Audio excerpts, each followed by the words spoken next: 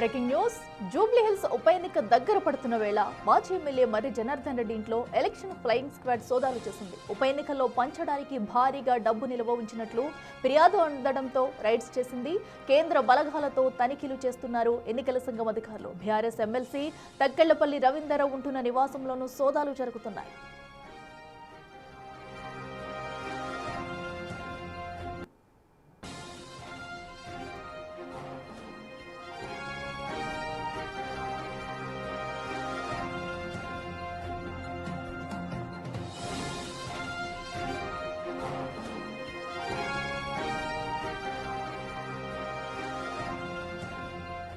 వచ్చి 2 సంవత్సరాలు అయింది. ఇలా బై ఎలక్షన్ వచ్చింది. అధికారం రావడానికి ఏవైతే అలవిగాని హామీలు ఇచ్చిర్రో అవి ఇంప్లిమెంట్ చేయనికే శాత కాక ఇలా బెదిరించే ప్రయత్నం చేస్తున్నారు. ఇలా సొంత ఇంట్లో కూడా ఓనియలేని పరిస్థితి ఎట్లా?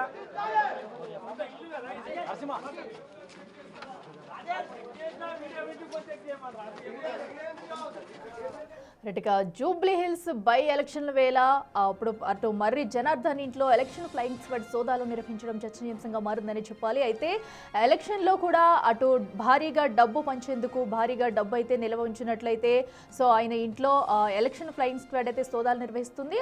ఆ విజువల్స్ కూడా మనం బిగ్ టీవీ స్క్రీన్ మీద చూస్తున్నాము. మొత్తం అధికారులంతా కూడా అక్కడే ఉన్నారు. సో ఒక పక్కన అయితే సోదాలు జరుగుతున్నాయి, మరో పక్కన అయితే దీనికి సంబంధించి ఇదంతా వాంటెడ్గా చేస్తున్నారు. అట్లీస్ట్ సొంత ఇంట్లోకి కూడా వెళ్ళనివ్వడం లేదంటూ అటు మర్రి జనార్దన్ రావు చెప్పుకొస్తున్న తీరు మనం చూస్తున్నాము. అయితే ఒక పక్కనైతే సోదాలు కంటిన్యూ చేస్తున్నారు.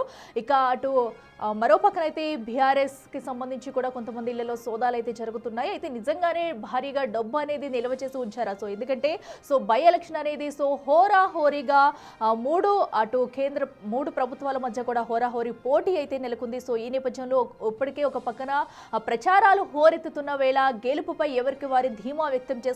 సో ఈ జూబ్లీ హిల్స్ పీఠాన్ని కైవసం చేసుకునేందుకు 3 ప్రధాన పార్టీలు కూడా ఎంతో కృషి చేస్తున్నాయని చెప్పాలి. అయితే ఈ నేపథ్యంలో భారీగా ప్రజలను మభ్యపెట్టి డబ్బు పంచి ఓట్లను కైవసం చేసుకునేందుకు కూడా భారీగా డబ్బు నిల్వ చేసి ఉంచారు అని ఆరోపణలు రావడంతో కూడా ఒక కంప్లైంట్ వెళ్లడంతో కూడా అటు మర్రి జనార్దన్ రెడ్డి ఇంట్లో అయితే సోదాలు చేస్తున్నారు ఎలక్షన్ ఫ్లయింగ్ స్క్వాడ్ అధికారులు. సో మొత్తం వారి ఇంటి వద్ద కూడా మనం చూడొచ్చు, నివాసం వద్ద పెద్ద ఎత్తున అయితే అక్కడ ఇది పూర్తిగా అప్రజాస్వామికం. ఎన్నికలు ఎక్కడ కూడా నేను కూడా నాగార్జున సాగర్ ఉప ఎన్నిక, మునుగోడు ఉప ఎన్నిక, హుజూర్ నగర్ ఉప ఎన్నిక నిర్వహించినాం.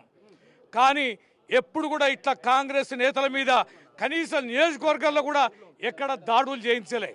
ఇది చాలా భయకంపితంగా చేయడం, విపరీతంగా వాళ్ళే సెర్చ్ వారెంట్ లేదు, అనుమతి లేదు. ఒక లెజిస్లేటర్ ఉండే ఇంట్లో అది ఎన్నికల పరిధిలో కోడ్ వర్తించని ప్లేస్లో ఉంటే ఈ రకంగా దాడులు చేయడం అనేది ఏ రకంగా?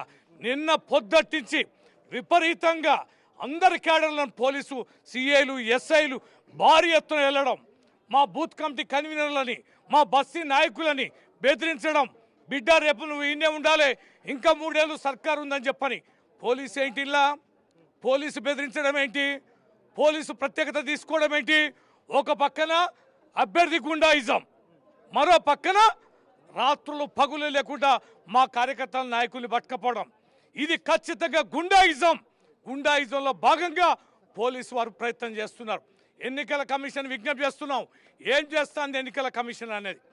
ఒక ఉప ఎన్నికల్లో గతంలో తెలంగాణ జరిగిన ప్రతి ఉప ఎన్నికల కమిషన్ ఎట్లా పనిచేసింది? ఎస్పీలను ట్రాన్స్ఫర్ చేసింది, కలెక్టర్లను ట్రాన్స్ఫర్ చేసింది, అనేక మంది అధికారులని ట్రాన్స్ఫర్ చేసింది. చాలామంది మరి భయకంపితంతో అధికారులు పనిచేశారు. ఈడేం చేస్తున్నారు?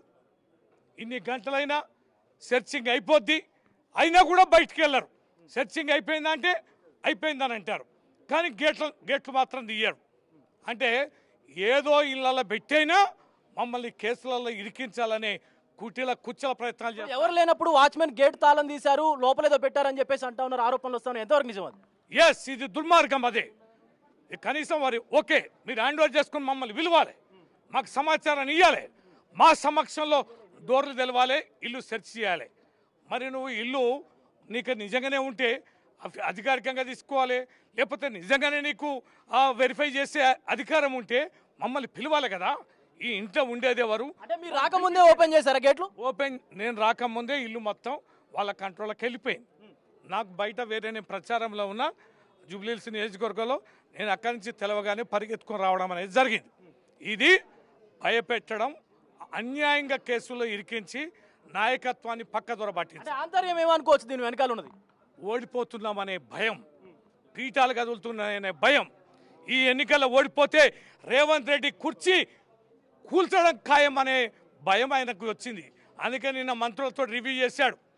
ఈ 3 రోజులు కీలకం, ఏమైనా చేయండి, ఏ మేనేజ్మెంట్ అయినా చేయండి, ఎంత స్థాయికైనా వెళ్ళండి, గెలిచి తీరాలే, మన పార్టీ బతకాలే, నేను ఉండాలంటే గెలిచి తీరాలని ఇలా అన్ని పేపర్లలో వచ్చింది. మీరు ఓడిపోతారని చెప్పేసి అంటా ఉన్నారు. 30,000కు పైగా మెజారిటీ వస్తుందని చెప్పేసి రేవంత్ రెడ్డి మాట్లాడుతున్నారు. ఓడిపోయేటానికి భయం ఎందుకు?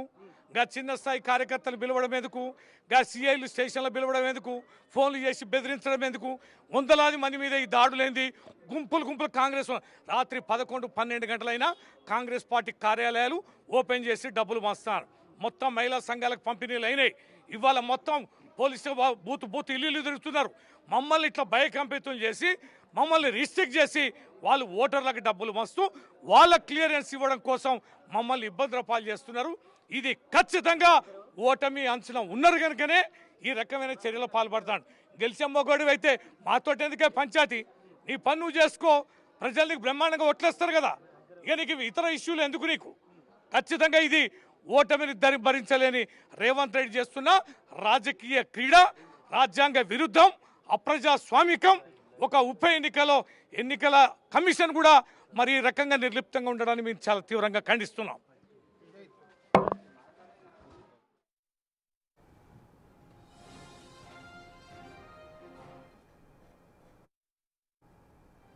కావాలని బీఆర్ఎస్ పార్టీ ఇరికించాలి, ఏదో డబ్బులు పెట్టాలి, తీసుకొచ్చి డబ్బులు పెట్టాలి, ఇరికించి బీఆర్ఎస్ పార్టీలు డబ్బులు మాస్తారని అబాండాలి అనే ఉద్దేశంతో ఇలా కేసులు పెట్టి బెదిరించాలని ఇలా ముఖ్యమంత్రి గారు వాళ్ళ మంత్రివర్గం అంతా ఇలా వాళ్ళ మంత్రులు ఏ ఇంట్లోకి పోదాం పండి మళ్ళీ జూబ్లీహిల్స్ కానీ యథాచ్ఛగా డబ్బులు పెట్టి పంచుతున్నారు. వాళ్ళు ఇలా అధికారం వాళ్ళు పోలీసు వాళ్ళే పైసలు పంచుతున్నారండి. ఇది ఎక్కడ న్యాయం? పోలీసు వాళ్ళు పైసలు పంచుతారా? పోలీసు వాళ్ళు తీసుకుపోయి పైసలు పంచుతారా అండి? ఇది రాజ్యమా? కేసీఆర్ గారు 10 సంవత్సరాలు ముఖ్యమంత్రిగా ఉన్నాడు, కానీ ఎక్కడ మేము ఇట్లాంటి పని చేయలే. ఎంతవరకు ఇది? పోలీసు వాళ్ళని వాడుకొని ఇలా జలమాయి చేయడం ఎంతవరకు కరెక్ట్ చెప్పండి? ఇది మంచి పద్ధతి కాదు. ఇప్పటికే అనాలో చేయండి. పోలీసు వాళ్ళు అండి ఇక్కడ అభ్యర్థి రౌడీ అనుకుంటే ఇక్కడ పోలీసు వాళ్ళే రౌడీ అండి. ఇది ఎంతవరకు కరెక్ట్ అండి? మేము ఇంతవరకు జూబ్లీహిల్స్ కాన్స్టిట్యూన్సీలా అభ్యర్థి రౌడీ, అభ్యర్థికి సంబంధించి రౌడీ అనుకున్నాం, కానీ ఇలా పోలీసు వాళ్ళకి రౌడీ చేస్తే ఇంకా దీన్ని ఎవరికి చెప్పుకోవాలండి? బీఆర్ఎస్ కార్యకర్తను బెదిరించే వాళ్ళు ఎవరు? అభ్యర్థ, కాంగ్రెస్ అభ్యర్థ, లేకపోతే నాయకులు? పోలీసు వాళ్ళు అండి. నేను చెప్తున్నా, పోలీసు వాళ్ళు పోలీస్ స్టేషన్ పిలిచి ఎక్కడైతే అక్కడ ఆ డివిజన్లో మంచిగా పనిచేస్తున్నాడో ఆ క్యాండిడేట్ను పిలిపించి ఇక పోలీస్ స్టేషన్లో కూర్చో, ఎందుకంటే పని చేయకూడదని చెప్పి రాదు. 12 గంటలు పోలీస్ స్టేషన్లో కూర్చోబెట్టాల్సిన అవసరం ఏముంది? ఏం కేసు ఉంది చెప్పండి? ఏం కేసు లేదు కదా. దాని కూరుక ఇలా కూర్చోబెట్టి ఇలా బయటకు వదలకుండా ఇలా చేయడం ఎంతవరకు కరెక్ట్ చెప్పండి? ఇది మంచి పద్ధతి కాదు. ఇప్పటికైనా కాంగ్రెస్ పార్టీ ముఖ్యమంత్రి గారు ఇప్పటికైనా దృష్టి పెట్టాలి. ప్రజాస్వామ్యంలో ఎన్నికలు జరుగుతాయి, ఓడతారు, గెలుస్తారు, కానీ ఇట్లా నేను ఎప్పుడు చూడలే.